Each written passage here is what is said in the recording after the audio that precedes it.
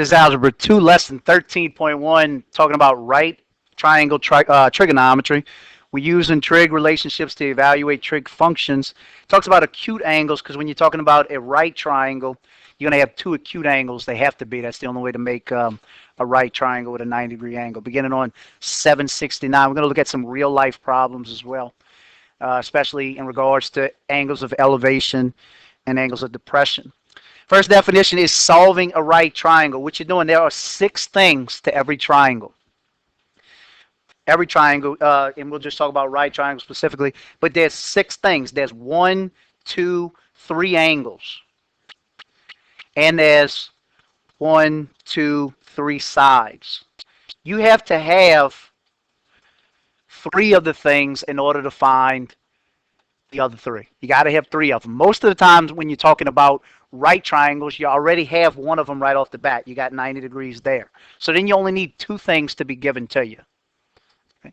A lot of times you have to assume when you're talking about real life problems, if it says something about like a radio tower and it says you have 240 something feet of rope or something like that, you have to assume you got 240 feet of rope. You have to assume this is a right triangle with the ground like that, and then you'll get the angle of elevation or something like that. Speaking of angle of elevation, that's the next definition. It says the angle from a horizontal line through an object B to a line connecting B and a higher object. Okay, that's a big old fancy definition. Elevation, think about elevation as going up. So if something's doing this, this is the angle of elevation. Okay?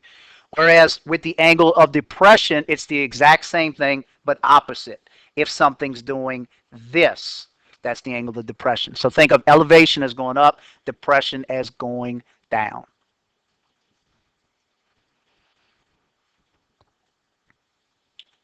These are your trig functions. These are the 3 that you should have been exposed to, most of y'all were, in your geometry class. Again, the acronym SOHCAHTOA teaches this. It teaches the order of this. This is your sine is equal to the opposite over the hypotenuse. That's the SOH part, SOH. The next one, the cosine, is equal to the adjacent over the hypotenuse. That's the ka part of SOHCAHTOA.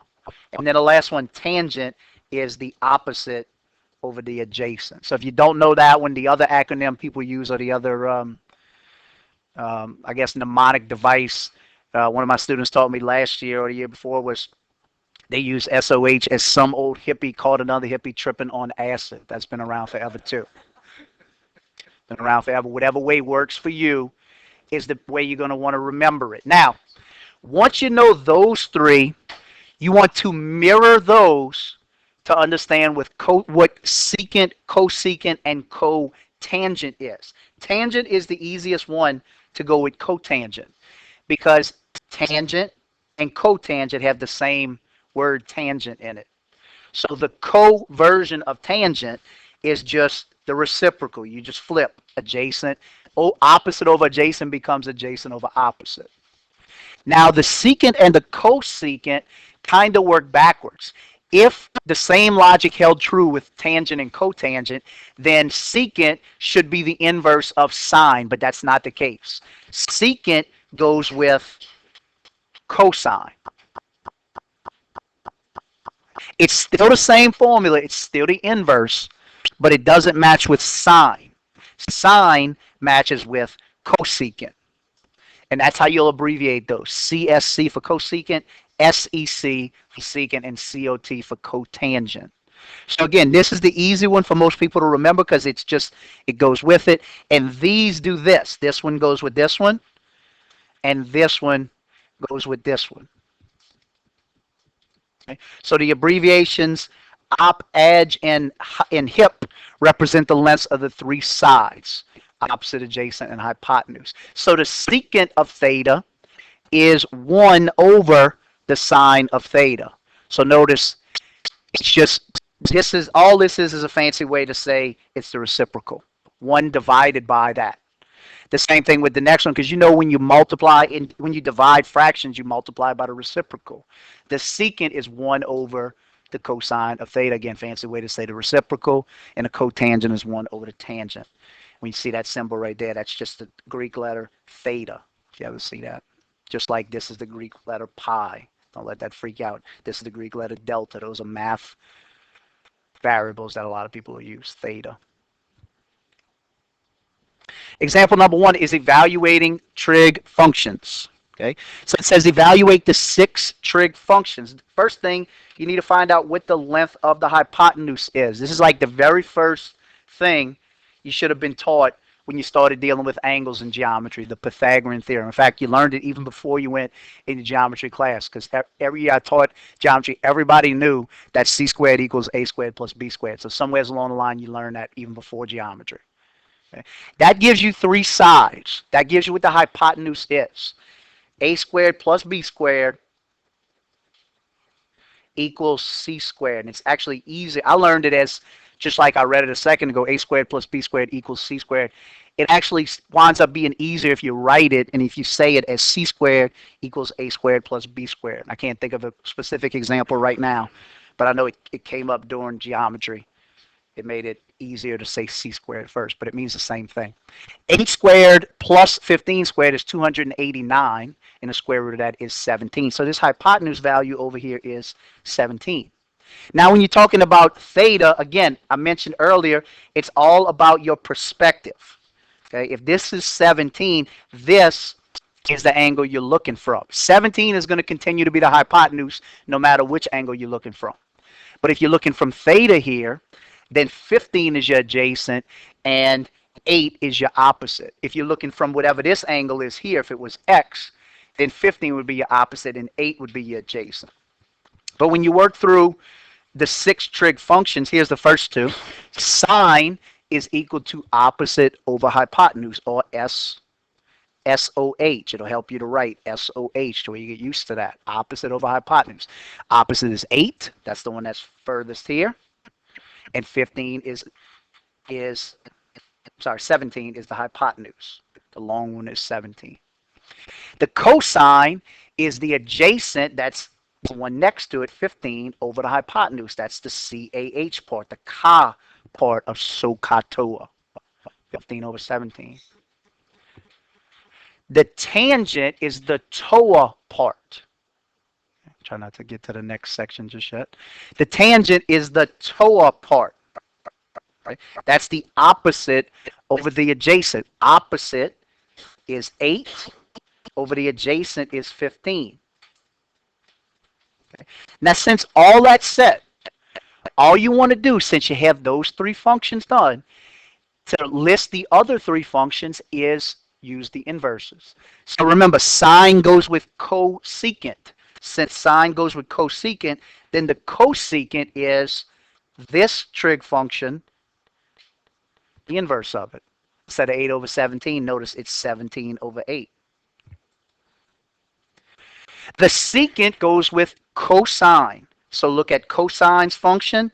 It's the inverse of 15 over 7. So 17 over 15. And the cotangent goes with tangent, which was 8 over 15. It's 15 over 8. Those are your 6 trig functions.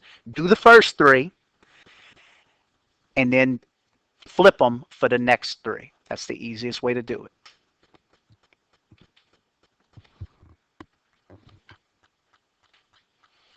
Okay?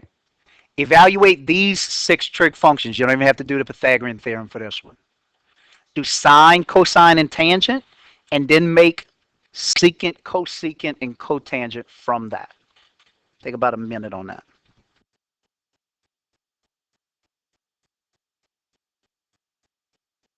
Remember what your perspective is. That's it right there from theta.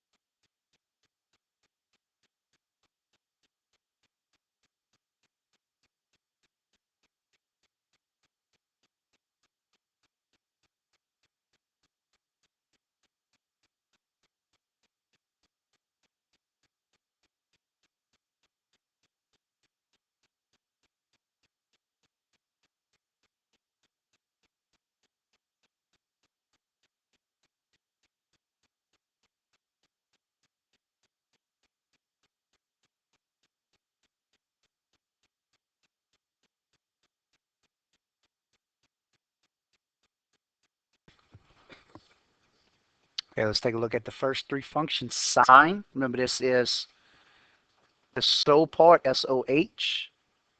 Sine, opposite over hypotenuse. So the opposite of theta is 12 over hypotenuse is 13. That's the sine of theta.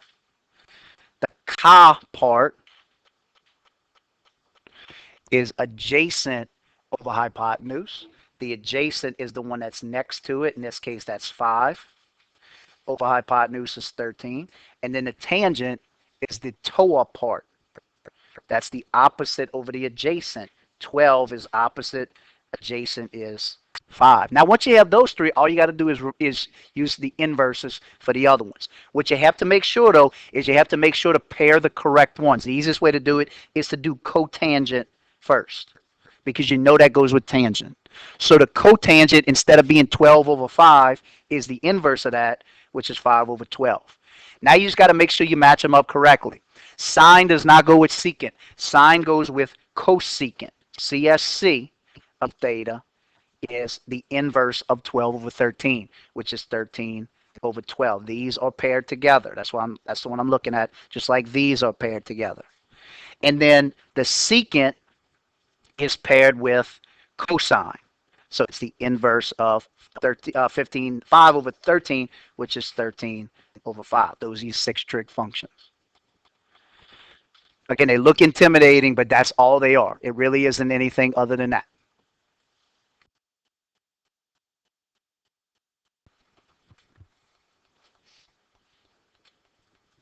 This is what you were going to say, huh? 12? 13 over 12, everybody. I put a 2 for some reason. Okay, same thing. Evaluate the 6 trig functions of the angles shown in the right triangles. Okay, so if you look at just this first triangle here, that's a 45, 45, 90 triangle. You're only going to do it one way for that one because there's only one angle. You're going to have to do the second triangle twice. But you're going to do the same thing. Do your SOHCAHTOA part, so your sine, do your cosine, and do your tangent. And then we'll do the other 3 functions based on those. This is this triangle. We call it the blue one. So they're going to be the same no matter which angle, which perspective you use, because they're both 45. Your sine is the opposite, so it's 1 over the hypotenuse, which is the square root of 2. The cosine is the adjacent 1 over the square root of 2. Notice that's the same thing. And then the tangent is the opposite over the adjacent. The tangent is 1 over 1. So the secant, the cosecant, and the cotangent are going to do the same thing. Remember, this one pairs with cosecant. So just use the inverse. Square root of 2 over 1 is simply the square root of 2. The cosecant, the same thing, pairs with, the cosine pairs with the secant. That's the square root of 2 over 1 again. There's no reason to write over 1. And the cotangent pairs with the tangent. That is 1 over 1 when you use the inverse is simply 1. So those are the 6 trig functions of the 45, 45, 90 triangle. The other one, the 30, 60, 90 triangle, you're going to have to do 2 sets of trig functions because there's 2 different perspectives. The first one's from here, from the 30 degree. So we'll say the sine of 30 degrees equals the opposite, which is 1, over the hypotenuse, which is 2. The cosine of 30 is the adjacent, which is the square root of 3, over the hypotenuse, which is 2. The tangent of 30 is the opposite over the adjacent, 1 over the square root of 3. Okay. The 3 functions that are paired with those, remember, sine is paired with cosecant, CSC. It's 2 over 1, which is simply 2. The cosine is paired with the secant. So it's 2 over the square root of 3. All I'm doing is using the inverses. And the cotangent is the square root of 3 over 1. It's paired with tangent, so it's the square root of 3. Now that's perspective from 30 degrees. When you have to do the same thing, but you have to pair it with from this perspective. So sine, again, of 60 degrees this time, all of these are going to be 60 degrees, equals the square root of 3 over the hypotenuse 2. The cosine is the adjacent over the hypotenuse 1 over 2. And the tangent is the opposite over the adjacent, the square root of 3 over 1, which is simply the square root of 3. All of those pair with the cosecant, secant, and cotangent. Cosecant is first. It's just the reverse of this one, 2 over the square root of 3. Secant is next. It pairs with cosecant. It's 2 over 1, which is simply 2. And the cotangent is the last one. I know this looks like a lot of work, but it's really not. Is 1 over the square root of 3. All of these things have a use, and they have a way to make things much, much faster when you do this. Instead of having to use sine, cosine, and tangent, it gives you twice as many options to solve for the 6 parts of a triangle.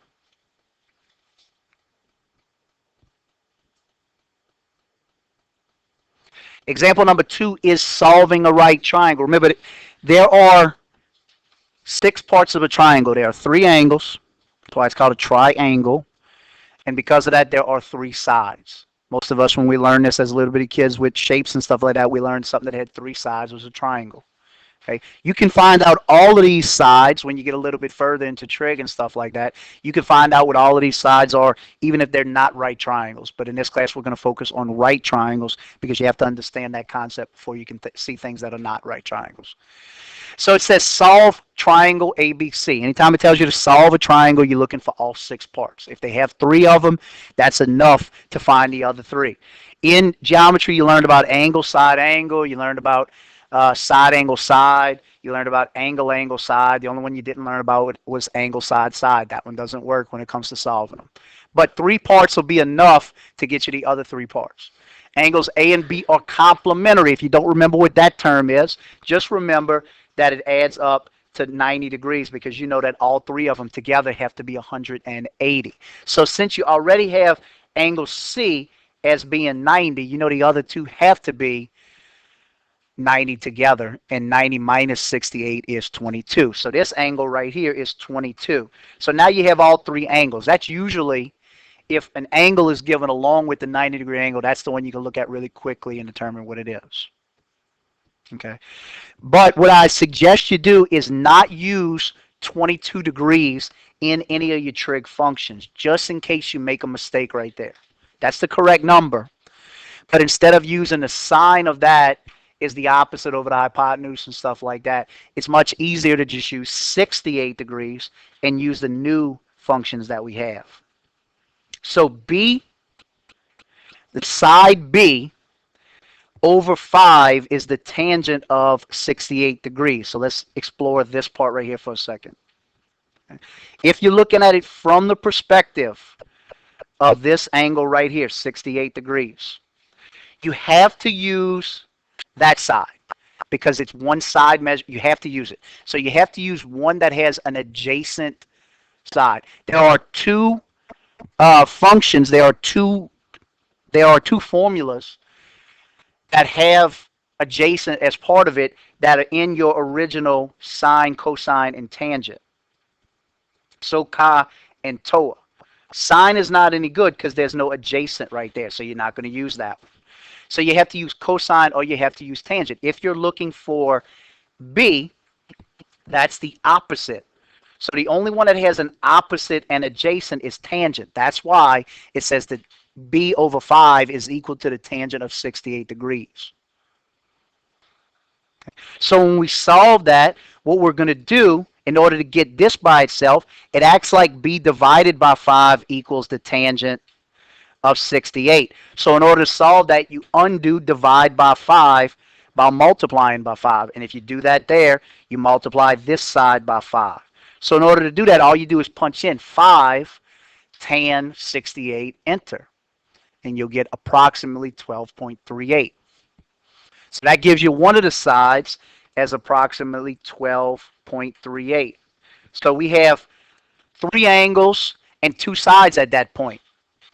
If you started using trig functions, don't use this and this in the Pythagorean theorem. That's a mistake people will make. You'll get something really close, but sometimes it'll come out wrong.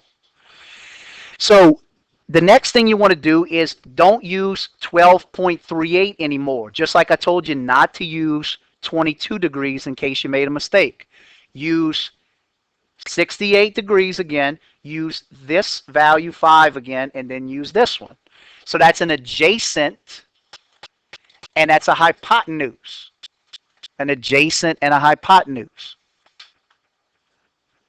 So it says C over 5 is just doing it using a secant. What it's saying is C's value over 5 is 1 over the cosine. The cop part, CAH, deals with an adjacent and a hypotenuse, an A and a H.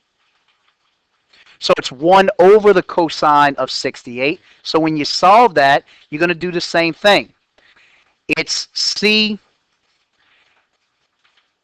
equals the secant of 68 degrees. C over 5 equals 2.669.